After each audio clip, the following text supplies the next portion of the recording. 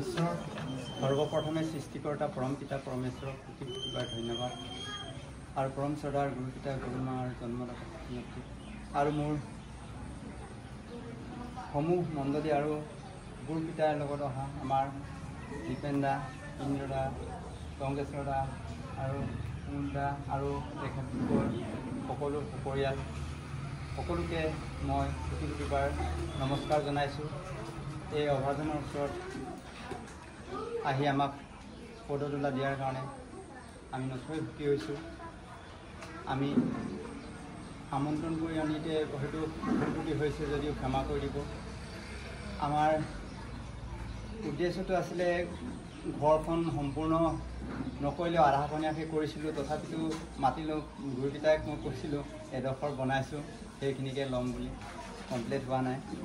সেইখিনিয়ে আপোনালোকৰ ওচৰত প্ৰাৰ্থনা জনাইছোঁ। আৰু এই কথাটো এনেকুৱা, আমি বহুত দিনৰ পৰা ঘৰটো বনাম বুলি বনাব পৰা নাছিলোঁ, কিন্তু গুৰু পিতাৰ ওচৰত যোৱাৰ পাছৰ পৰা 22 চনৰ পাছৰ পৰা আমি ঘৰটো মানে ষ্টাৰ্ট কৰি বনাব পৰা হ'ল।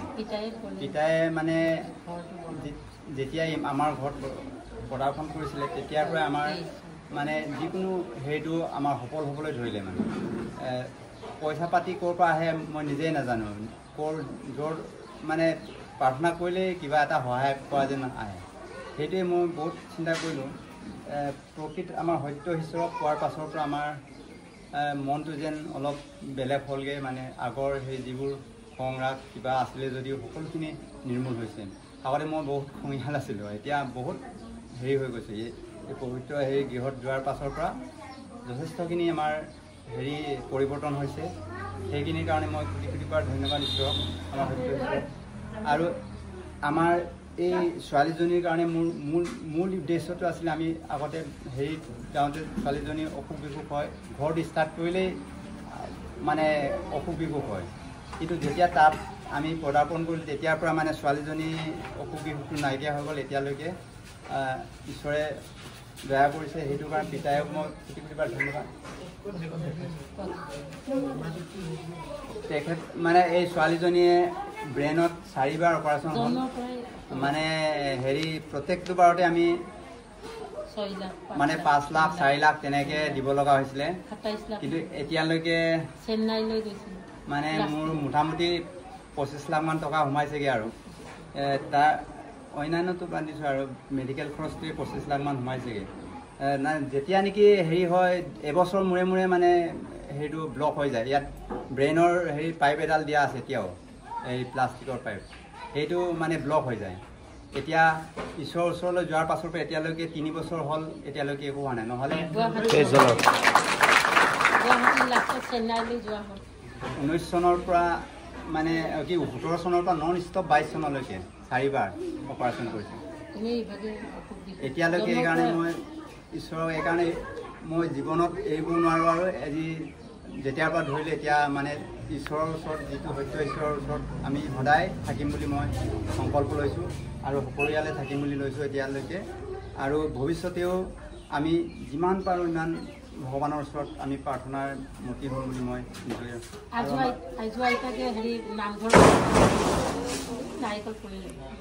এতিয়া তাইও প্ৰাৰ্থনাটো কৰিলে সঁচাকৈ বহুত হেৰি লাগে। নামঘৰটো সেইকাৰণে তাত বনালোঁ। সৰ্বপ্ৰথমে সৃষ্টিকৰ্তা ঈশ্বৰক কোটি কোটিবাৰ ধন্যবাদ জনাইছোঁ। শ্ৰদ্ধাৰ মহান গুৰুজনালৈ গুৰুমালৈ আৰু সমূহ দাগ ৰাখিলৈ ঈশ্বৰক প্ৰথম কৰি দিছোঁ।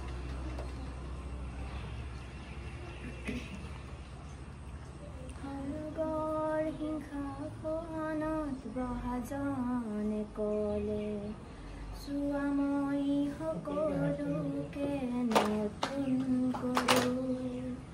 সৰগৰ সিংহাসনত বহাজনে ক'লে, চোৱাময়ী সকলোকে নতুন কৰোঁ।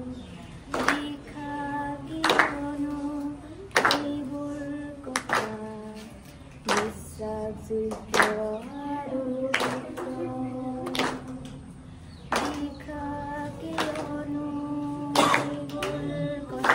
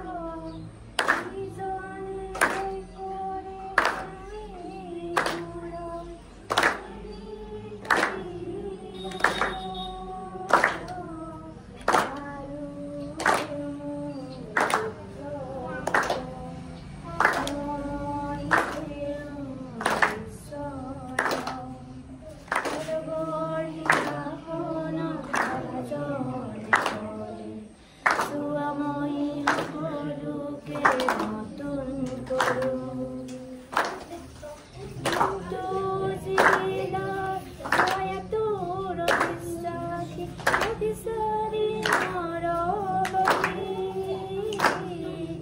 কিন্তু জিলা হয় তোৰ বিশ্বাসী অবিচাৰি নৰবলি নবীনাথ নৰকৰ জুই পেলাই দিয়া হ'ব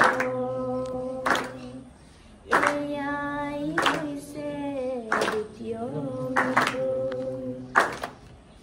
এয়াই হৈছে দ্বিতীয় মৃত্যু অলগৰ সিংহাসনত বহাজনে তলে মই সকলোকে নতুন কৰোঁ লিখা কিয়নো এইবোৰ কথা বিশ্বাসযোগ্য আৰু সত্য লিখা কিয়নো এইবোৰ কথা বিশ্বাসযোগ্য আৰু সত্য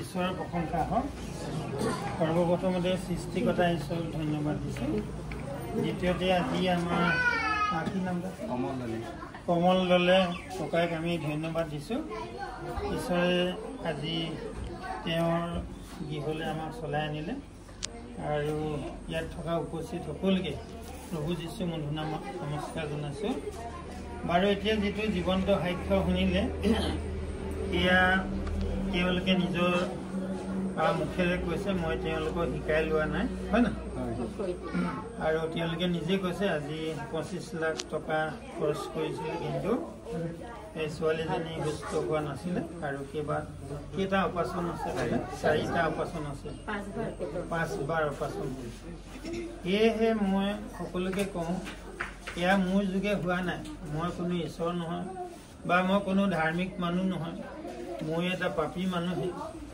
কিন্তু এইটো কামটো কেনেকৈ হৈছে এয়া কোনে কৰি আছে এয়া প্ৰভু যীশুৱে যেতিয়া নেকি পৃথিৱীলৈ আহিছিলে আজি 2000 কিমান হ'ল 25 ন 2025 চন হ'ল তেওঁ অহা কিন্তু আমি আজি এই ঈশ্বৰক জনা নাছিলোঁ কিন্তু এতিয়া আমাক তেওঁ পাবলৈ দিলে সেইকাৰণে বাইবেলৰ ইব্ৰী পত্ৰত লিখা আছে পূৰ্বতে ঈশ্বৰে ভাগে ভাগে ভাৱবাদীসকলক কথা ক'লে এই শেষকালত পুত্ৰৰ দ্বাৰা আমাক কথা ক'লে আৰু সেইটো কাৰণতে তেওঁ পৃথিৱীত থকা সময়ত যেনেকৈ অন্ধক দৃষ্টি দিছিলে খুৰা খোজ কাঢ়িছিলে বুঢ়াক মতুৱাইছিলে আজিও তেওঁ একেই কাম কৰি আছে সেইকাৰণে প্ৰভু যীশু আজিকালি সদাকাললৈকে তেওঁ একেই হৈ আছে সেয়েহে যোহন 3 অধ্যায় 16 পদত কৈছে যে ঈশ্বৰে জগতক কিমান প্ৰেম কৰিলে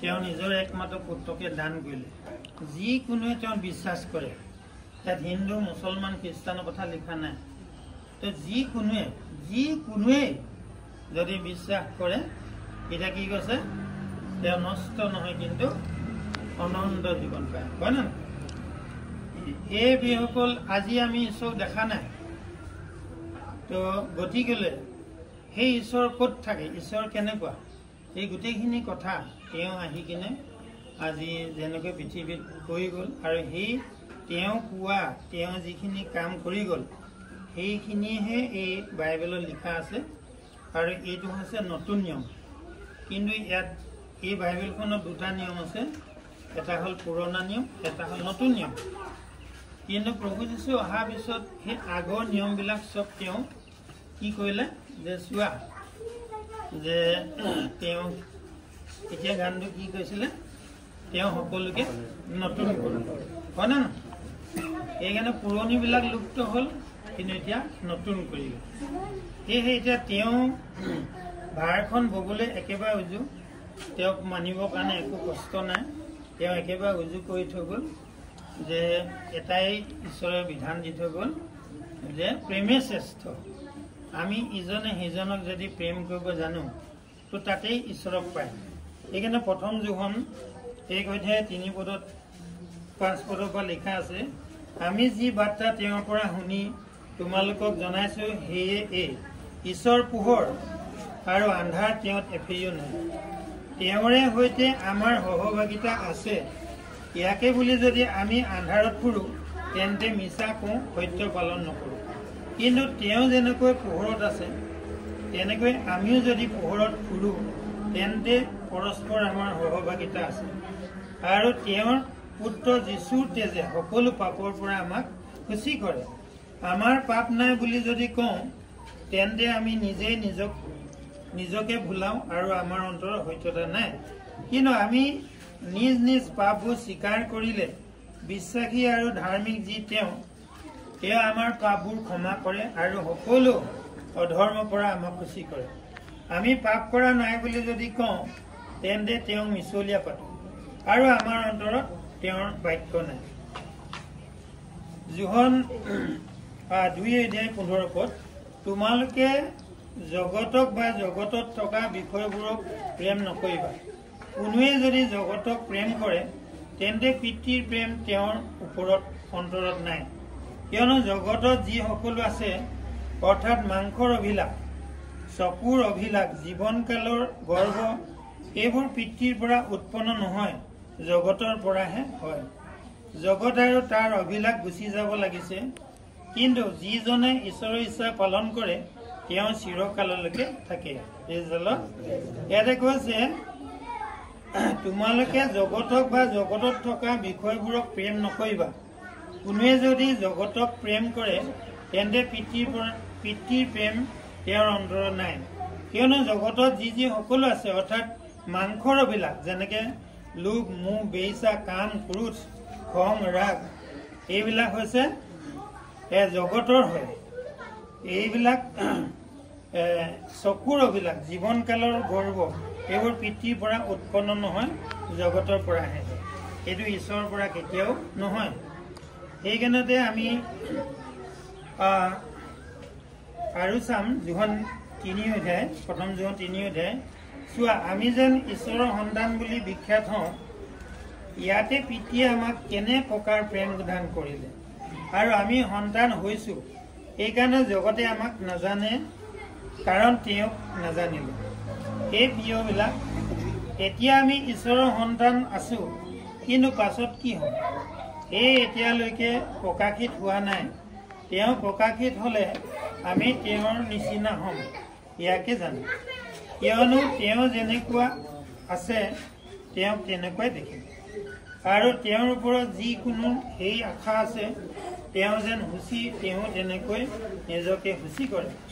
যিকোনোৱে পাপ উচ্চাৰণ কৰে তেওঁ বিধান লংঘন কৰে আৰু পাপেই বিধান লংঘন। আৰু তোমালোকে জানা যে পাপ দূৰ কৰিবলৈ তেওঁ প্ৰকাশিত হ'ল আৰু তেওঁত কোনো পাপ নাই। যিকোনে তেওঁত থাকে তেওঁ পাপ নকৰে, যিকোনে পাপ কৰে তেওঁ দেখা নাই আৰু নাজানে।